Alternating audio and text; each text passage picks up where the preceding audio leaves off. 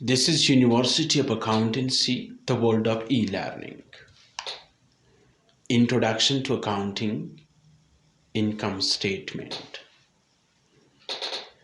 Dear students, आज हम income statement सीखेंगे एक प्रॉब्लम के साथ।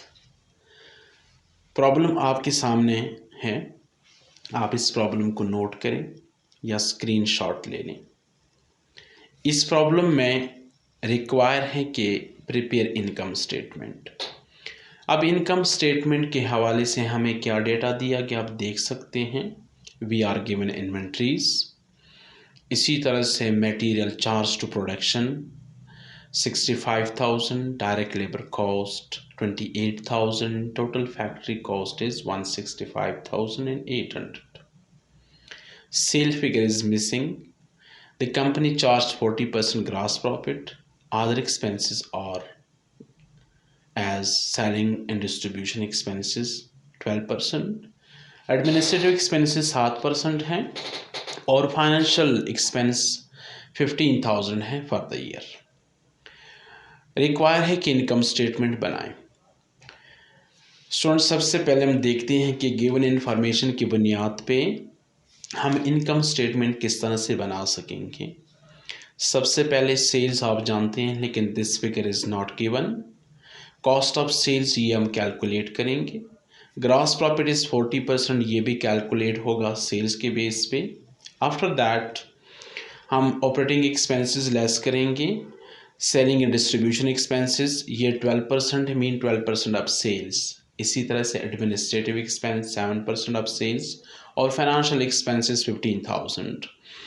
यूँ हमारे पास नेट इनकम कैलकुलेट हो जाती है या इनकम स्टेटमेंट प्रिपेयर हो जाता है। तो सबसे पहले आते हैं कि हम गिवन प्रॉब्लम की बुनियाद पे कॉस्ट ऑफ सेल्स या कॉस्ट ऑफ गुड्स सोल्ड कैसे प्रिपेयर कर सकते हैं। Students, cost of goods sold जिस तरह से हम नॉर्मली यूजुअली प्रिपेयर करते हैं, हम स्टार्ट करते हैं रॉ मटेरियल ओपनिंग से, फिर परचेजेस जमा करते हैं, कैरेज इन है वो भी प्लस करते हैं, परचेज रिटर्न लेस करते हैं और फिर रॉ मटेरियल क्लोजिंग लेस करते हैं वगैरह वगैरह।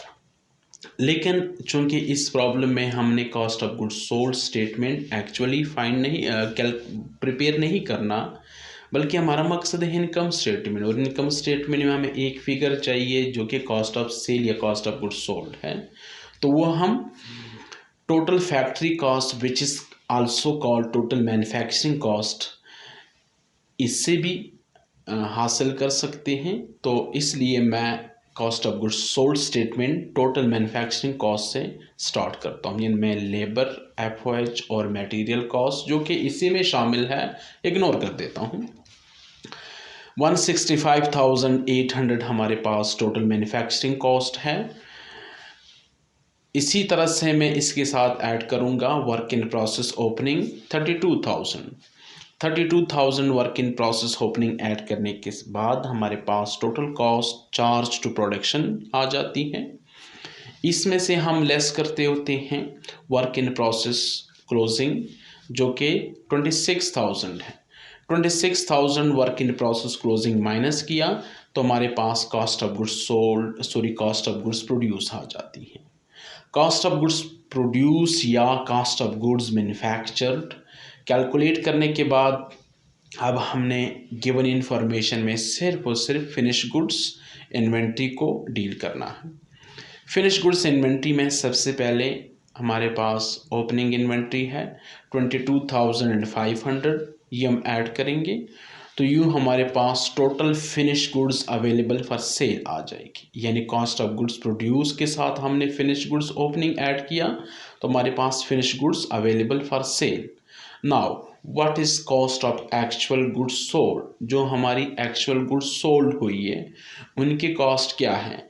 तो वो कॉस्ट कैलकुलेट करने के लिए हम क्या करेंगे, फिनिश गुड्स क्लोजिंग की कॉस्ट माइनस करेंगे जो कि 17,500 है। यू स्टूडेंट्स, हमारे पास cost of goods sold calculate होती है जो कि 176,800 है। ये हमारे पास कॉस्ट ऑफ गुड्स सोल्ड।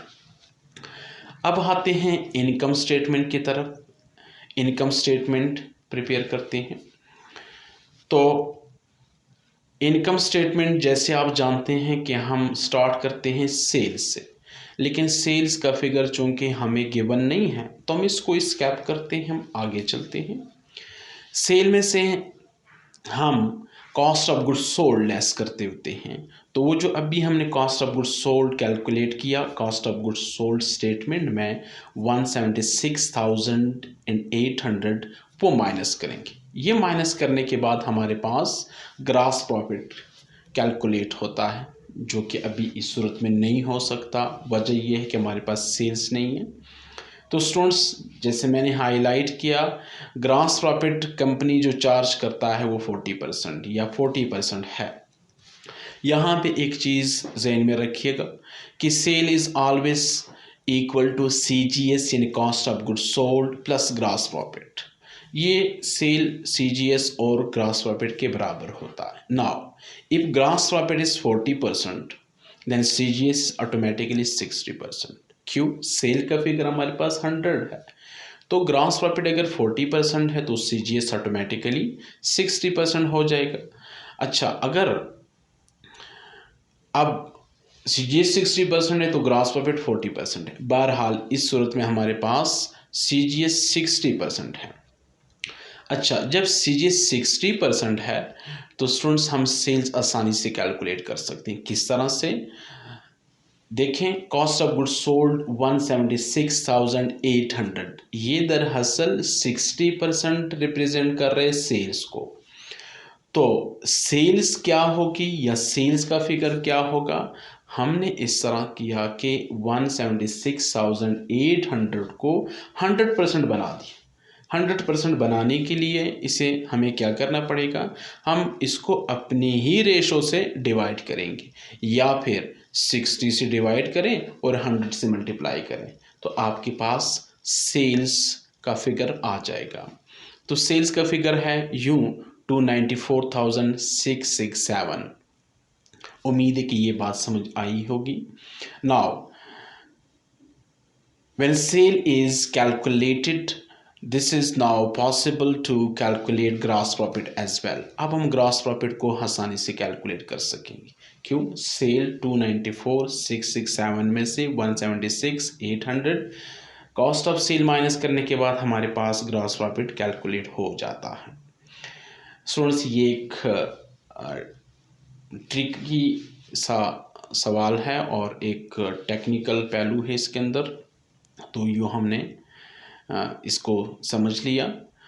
अब आते हैं, इसके बाद हम ऑपरेटिंग एक्सपेंस माइनस करेंगे। ऑपरेटिंग एक्सपेंस जैसे आप देख सकते हैं गिवन प्रॉब्लम में, सबसे पहले हमारे पास है सेलिंग एंड डिस्ट्रीब्यूशन एक्सपेंस 12%। ये 12% दरअसल रिप्रेजेंट करता है कि सेल्स का 12%। तो स्टूडेंट्स, हम selling expense 12% of sales calculate करेंगे 35,360। इसके बाद हमारे पास है एडमिनिस्ट्रेटिव एक्सपेंस जो कि 7% है, तो ये भी दरअसल सेल्स ही का 7% है। तो admin expense 7% of sales 2627 calculate हुआ। आफ्टर दैट हमारे पास सिर्फ और सिर्फ फाइनेंशियल एक्सपेंस जो कि फिगर में गिवन है 15,000 है। फाइनेंशियल एक्सपेंस या फाइनेंस एक्सपेंस 15,000 भी हम ग्रॉस प्रॉफिट में से कैलकुलेट करेंगे तो हमारे पास नेट इनकम कैलकुलेट हो जाएगा। जी, हमारे पास नेट इनकम, ये तीनों फिगर यानी selling expense, admin expense, financial expense gross profit में कैलकुलेट फिगर से माइनस करने के बाद नेट इनकम आ जाती हैं जो कि 46,880 है। Student, this was preparation of income statement or finding different missing figures जो कि हमने इस प्रॉब्लम में सीख लिया।